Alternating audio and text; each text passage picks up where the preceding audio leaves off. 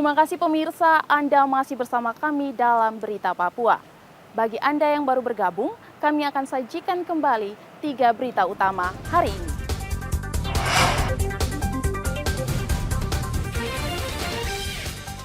Pelaku pembunuhan nelayan di Merauke ditangkap polisi. Kelompok kriminal bersenjata bakar 12 sekolah selama tahun 2023 hingga 2024.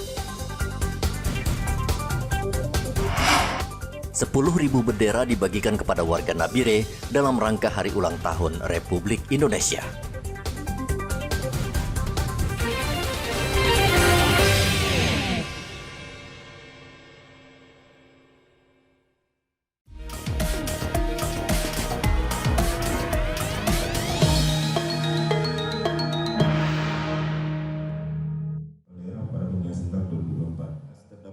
Tahapan pemilihan kepala daerah di Kabupaten Mimika terus berjalan.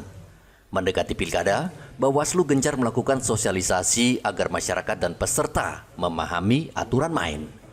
Bawaslu Mimika mengundang sejumlah media, 18 ketua parpol, dan sejumlah ormas untuk menyosialisasikan aspek hukum jika terjadi sengketa dalam pilkada.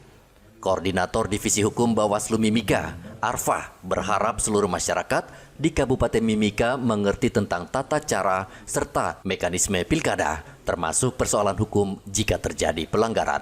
1. Pengumuman pendaftaran pasangan calon. 2. Pendaftaran pasangan calon gubernur dan wakil gubernur. 3. Penelitian persyaratan calon. 4. Penetapan pasangan calon. 5. Pelaksanaan kampanye. 6. Pelaksanaan pemungutan suara. Pengumuman pendaftaran. 7. Perhitungan suara dan rekapitulasi hasil perhitungan suara. 8. Penetapan calon terpilih. 9. Penyelesaian pelanggaran dan sengketa hasil pemilihan. Maka dari itu, mulai kegiatan sosialisasi ini kami Bawaslu Kabupaten Mimika mengajak dan menghimbau kepada seluruh lapisan masyarakat, ormas, organda, tokoh pemuda, media, tokoh agama, tokoh masyarakat, tokoh adat untuk mengambil peran aktif bersama Bawaslu dan pihak keamanan untuk bersama-sama menjaga dan mengawal seluruh proses tahapan pilkada serentak 2024 agar berjalan aman dan damai sesuai dengan mekanisme peraturan perundang-undangan. Sebagian masyarakat, calon dan partai politik belum memahami tata cara dan tahapan dalam mengajukan sengketa dalam pilkada, termasuk syarat dan dokumen yang dibutuhkan ketika akan mengajukan gugatan ke Mahkamah Konstitusi.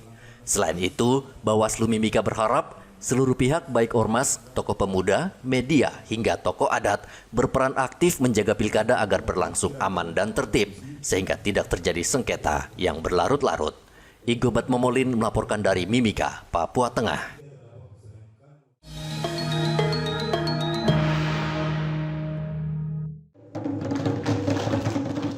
Bawaslu Provinsi Papua menggelar kegiatan untuk mengantisipasi kerawanan pilkada serentak pada November nanti.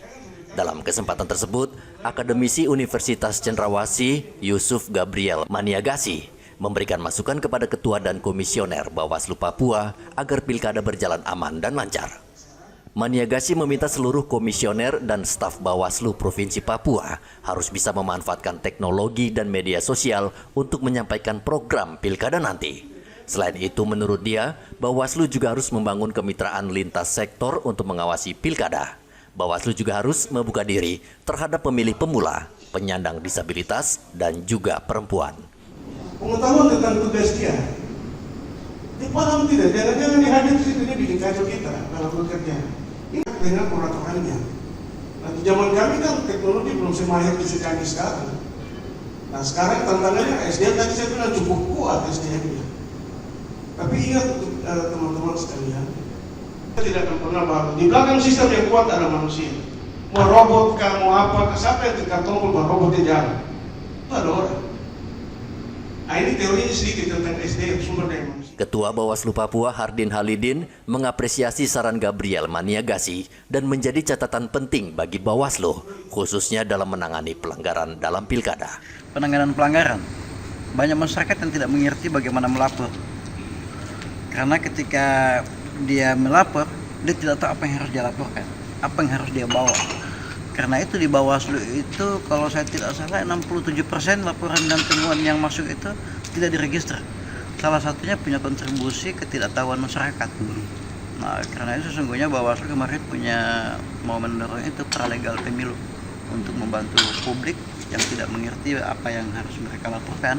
Teman-teman paralegal pemilu ini bisa membantu. Oh, oke, siapkan KTP, siapkan saksi, siapkan alat bukti macam-macam itu. Laporannya seperti apa? Menurut Hardin, Bawaslu telah menjalankan program paralegal pemilu untuk membantu masyarakat yang belum tahu apa saja yang dibutuhkan ketika ingin melaporkan kecurangan pemilu. Ari Bagus Purnomo melaporkan dari Kota Jayapura, Papua. Pemirsa, informasi tadi sekaligus mengakhiri jumpa kita dalam Berita Papua. Saya Graciela Taime mewakili seluruh kru kerabat kerja yang bertugas menyampaikan terima kasih, selamat beraktivitas, sampai jumpa. Wanyambe.